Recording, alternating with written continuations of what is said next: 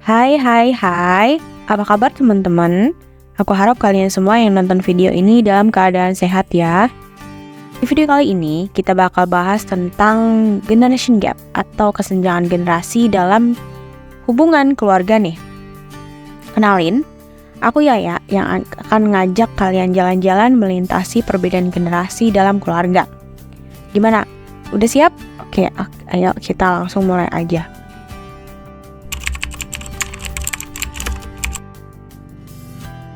Kalian tahu nggak sih apa itu generation gap? Gini, kalian pasti udah nggak asing sama istilah kayak baby boomers, terus ada Gen X, ada juga Gen Y atau milenial, dan Gen Z, dan yang terbaru nih ada Gen Alpha. Sebenarnya beberapa sebutan tadi tuh digunakan untuk memisahkan generasi dari satu masa ke masa lainnya. Nah, dalam sebuah keluarga umumnya nih terdiri dari ayah, ibu, dan anak. Yang mana mereka ini pasti melakukan interaksi setiap harinya. Meskipun kepalanya sama-sama hitam nih, tapi yang namanya manusia pasti punya pemikiran yang berbeda dalam beberapa hal kan ya. Bisa aja orang tua kamu masuk dalam generasi X nih, sedangkan kamu ada di generasi Y, dan adik kamu ada di generasi Z. Nah, perbedaan ini akan terus menyelimuti, mulai dari sisi kepala, tujuan, cara pandang, gaya hidup, dan sebagainya. Perbedaan merupakan hal yang wajar kok. Kalau nggak ada yang namanya perbedaan, ya hidup kita bakal kurang berwarna aja gitu.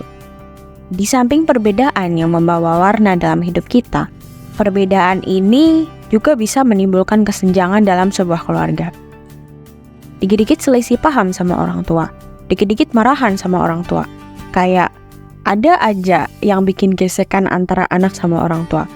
Bahkan nih, ada yang pernah gak bertegur sapa dengan orang tua mereka sendiri karena ya, mereka egois. Mereka tetap mempertahankan argumennya. Dan mereka berpikir kalau orang tua tuh gak mau ngalah sama anak. Atau anak yang gak bisa menerima masukan dari orang tua. Terlebih lagi setiap generasi tuh punya ciri khas mereka masing-masing. Dari gaya hidup sampai tujuan hidup. Atau gampangnya gini nih, generation gap itu adalah perbedaan pemikiran dan cara pandang antara generasi yang lebih muda, kayak kita nih, sama generasi yang lebih tua dari kita. Jadi, kadang kita nih para anak muda punya cara pandang dan nilai-nilai yang beda banget sama orang tua kita. Misal nih, kita sering banget terlibat sama yang namanya teknologi. Contohnya kayak sosial media. Sosial media nih ada Instagram, ada WhatsApp, ada Twitter, YouTube, TikTok, dan masih banyak lagi yang mungkin belum aku sebutin. Dan tren-tren terbaru. Sementara orang tua kita mungkin lebih kental sama yang namanya nilai-nilai tradisional. Dan cara-cara yang udah biasa mereka lakuin dari dulu. Nah, perbedaan ini nih kadang-kadang bisa bikin kita susah nyambung nih sama mereka dan sering berakhir dengan konflik. Contoh lainnya nih, ketika kita ngerasa generasi kita nih lebih open-minded dan lebih terbuka tentang perubahan. Sedangkan orang tua kita biasanya nih lebih konservatif atau ragu-ragu dengan perkembangan zaman. Ini bisa menjadi bahan perdebatan tentang cara hidup, pendidikan, atau bahkan soal pekerjaan pun.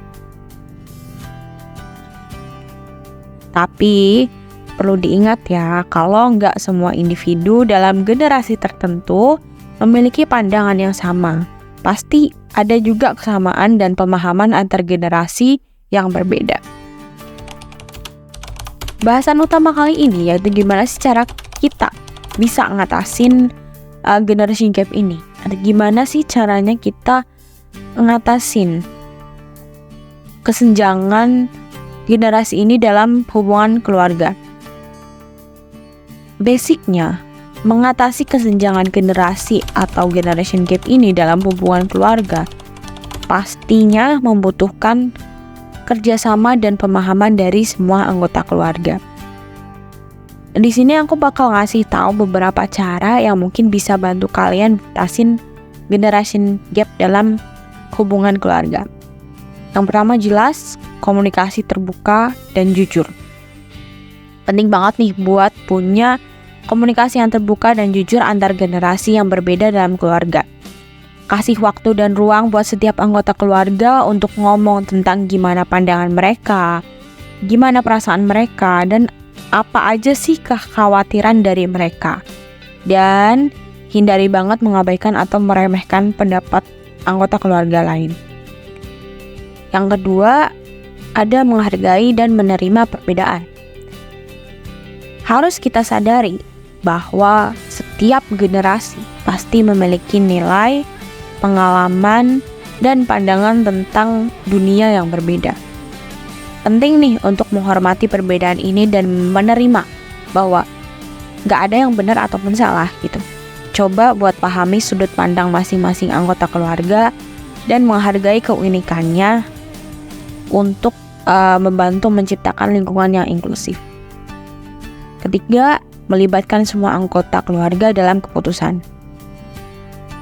Faktanya nih, setiap orang akan selalu menemukan perselisihan pendapat dengan orang lain. Hal itu pun berlaku dalam sebuah keluarga. Tapi, memaksakan kehendak dari sisi masing-masing itu bukan solusi ya.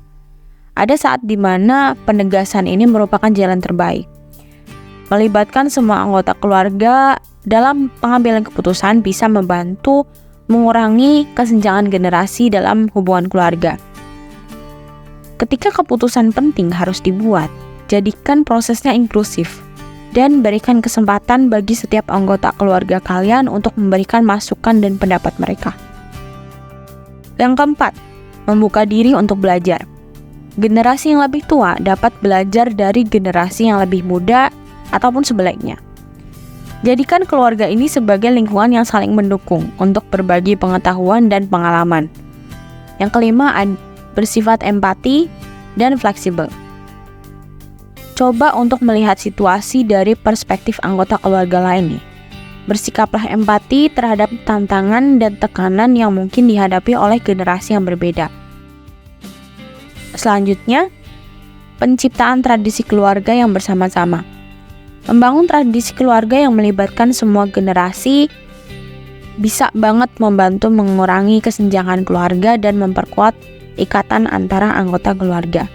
Dengan melibatkan semua orang dalam kegiatan seperti ini, contohnya kayak acara keluarga, perayaan, atau jalan-jalan, kegiatan rekreasi, ini tuh bisa menciptakan kesempatan bagi semua generasi ini saling berinteraksi, memahami, dan menikmati satu sama lain gitu. Yang terakhir ada menerima perubahan dan bertumbuh bersama. Setiap generasi menghadapi perubahan yang berbeda dalam lingkungan sosial, teknologi, dan budaya. Penting untuk menerima bahwa perubahan adalah bagian dari kehidupan kita dan kita nih harus bersedia untuk belajar gitu. Bersedia untuk belajar, bersedia untuk beradaptasi, dan tumbuh bersama sebagai keluarga. Dengan menerima perubahan dan menghadapinya bersama-sama, kesenjangan generasi ini dapat diatasi dengan baik. Mengatasi kesenjangan generasi dalam hubungan keluarga membutuhkan komitmen dari semua anggota keluarga untuk memahami, menghormati, dan bekerja sama. Tapi sebenarnya generation gap ini juga wajar kok. Setiap generasi pasti punya pengalaman hidupnya sendiri dan dunia yang berbeda-beda. Jadi, nggak ada yang salah ataupun nggak ada yang benar dalam pandangan itu. Yang penting, kita bisa saling menghargai dan mencoba untuk memahami sudut pandang masing-masing. Dengan begitu, kita bisa lebih harmonis dan saling mendukung satu sama lain. Intinya, generation gap itu cuma perbedaan cara pandang antara generasi muda dan yang tua. Yang penting tuh kita harus tetap saling menghargai dan belajar dari pengalaman satu sama lain ya. So, jangan lupa untuk tetap ngobrol sama orang tua kita dan dengerin perspektif mereka. Tapi juga jangan lupa buat menyuarakan pikiran kita. Salam hangat untuk keluarga di rumah. Terima kasih.